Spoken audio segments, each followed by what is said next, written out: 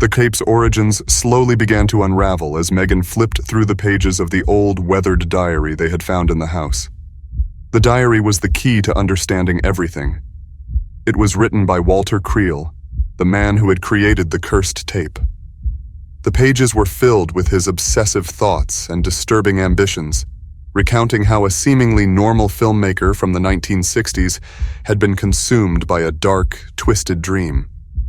He believed that by trapping genuine terror on camera, he could make a horror film that would transcend time itself, not only scare its viewers, but also trap their souls in a never-ending cycle of fear.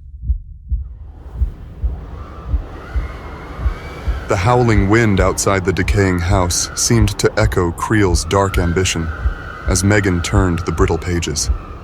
Her face was pale with realization. This wasn't just a cursed tape.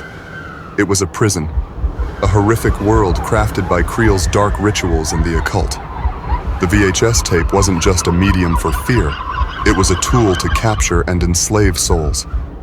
Creel had turned to forbidden rituals, combining his knowledge of filmmaking with the dark arts. Using these rituals, he imbued the tape with a sinister power, allowing it to trap people within its twisted reality, feeding on their fear to fuel its existence. But as Megan read further, she learned that something had gone horribly wrong. Creel had not anticipated the dark forces he was trying to control. The entity, a shadowy being tied to the curse, had rebelled against him.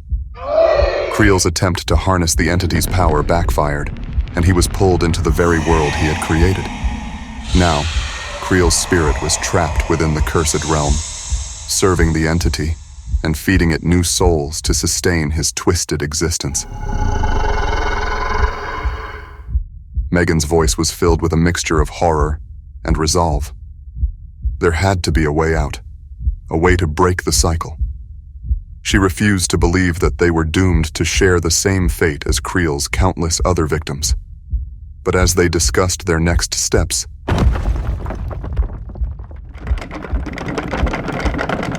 the house began to warp around them. The walls seemed to bend and twist, the shadows creeping and crawling across the floor as if alive.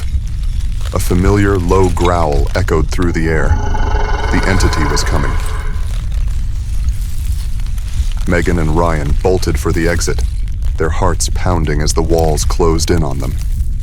The once empty and decaying house now felt suffocating, each corner filled with danger.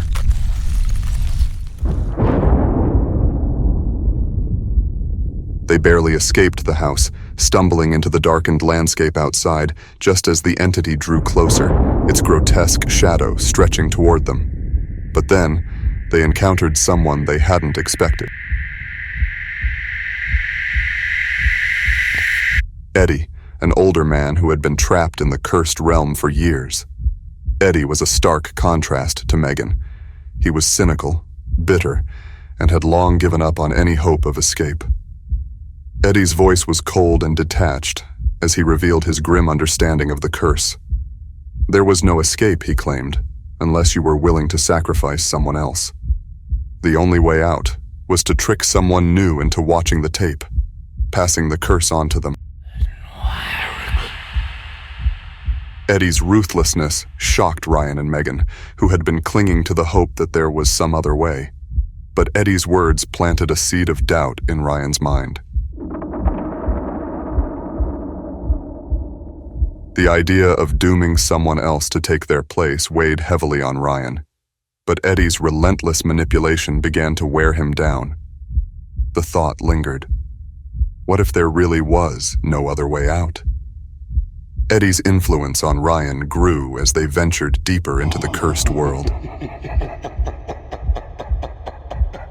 He began to suggest that Megan, with her unwavering determination to find a better solution, was standing in the way of their escape. Ryan's mind swirled with conflicting thoughts, torn between loyalty to Megan and the seductive promise of freedom. Eddie, ever the manipulator, whispered his dark plan. Megan could be the sacrifice they needed to escape. Suddenly, the entity's growl echoed again through the dark. a reminder of the ever-present danger surrounding them. Yet amidst the growing tension, Ryan secretly met with Eddie, agreeing to consider his plan. Eddie's smirk betrayed his satisfaction. The old man had planted the seeds of betrayal, and now all he had to do was wait for Ryan to act. But in the cursed world of the tape, nothing was ever as simple as it seemed, and the consequences of such a betrayal would be far greater than Ryan could ever imagine.